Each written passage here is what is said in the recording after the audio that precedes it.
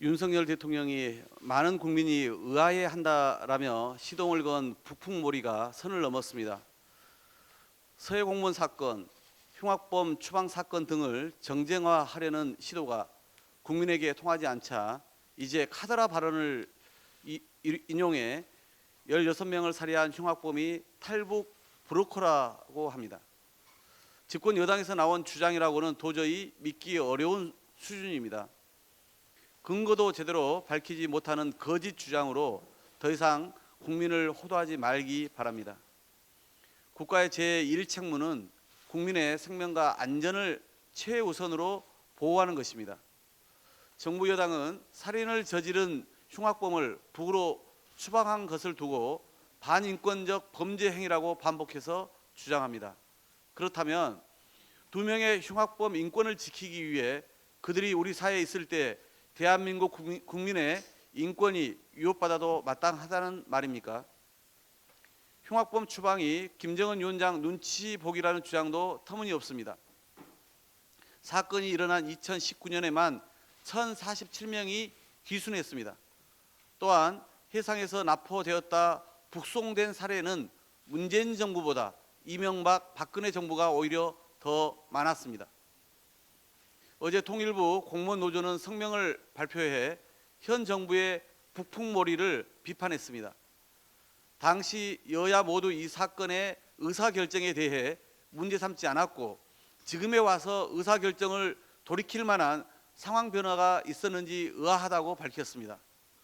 공무원들까지 나서서 윤석열 정부가 통일부를 정쟁의 도구로 이용함으로써 앞으로의 통일 정책에 끼칠 악영향에 대해 우려를 제기한 것입니다.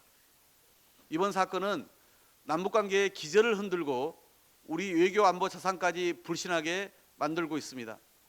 윤석열 정부의 엄청난 자충수가 될 것입니다. 철진한 북풍몰이에 속아 넘어갈 국민은 없습니다. 윤석열 정부와 여당은 안보농단을 당장 중단할 것을 엄중히 경고합니다. 윤석열 대통령의 금쪽 같은 지인 챙기기에 혀를 내두를 지경입니다. 윤석열 대통령이 광주지검에 근무할 때 맺은 인연인 주기환 전 국민의힘 광주시장 후보 아들이 6급 행정요원으로 대통령실에 근무 중임이 최근 밝혀졌습니다.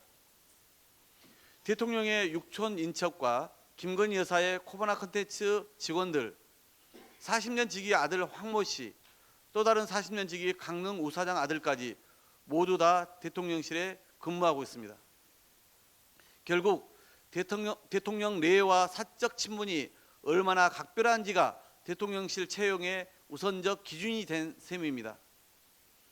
대통령과 가깝게 지내온 아버지들을 둬서 그리고 대통령 부인의 회사 직원이라서 쉽게 채용된 것이 너무나 명백한데도 여전히 문제없다고 강변하는 대통령실과 여당의 태도에 기가 막힐 따름입니다. 대통령실과 여당이 사적 채용을 엄호하기 위해 연일 내놓는 해명도 점입가경입니다.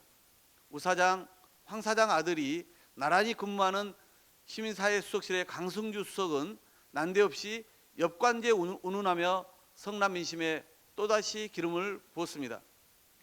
핵관 중에 핵관답게 장제원 의원은 역차별이라 주장하며 대통령실 채용이 마치 선거운동 기간 무보수로 일한 데 대한 대가인 양 답했습니다. 그렇다면 대통령실에 채용되지 못한 많은 청년 봉사자들에게는 뭐라고 할 참인지 묻고 싶습니다.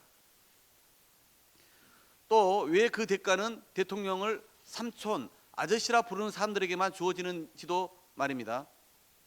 일하고 싶어도 일자리 찾기가 하늘의 별 따기처럼 느껴지는 시대, 청년들은 좌절하고 있습니다. 지인 일자리 창출에만 여념없는 대통령과 여권에 국민은 분노하고 있습니다. 대통령이 직접 대국민 사과에 나서야 합니다. 하루빨리 사적 채용 논란을 수습하고 재발 방지책 마련에 나서 줄 것을 거듭 촉구합니다. 이상입니다.